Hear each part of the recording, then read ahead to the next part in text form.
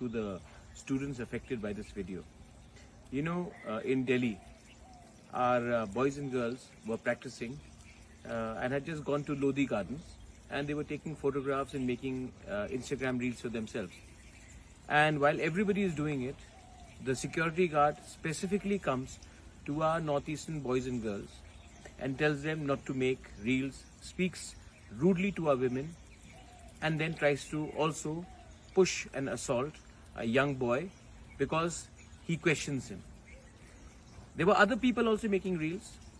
There were other people from other communities also doing exactly the same in Lodi Gardens in Delhi. But specifically, boys and girls from Northeast were targeted. This is not the first time. This has happened before. This will happen again. Racial discrimination and profiling of people from Northeast is clearly evident, whether it is in Delhi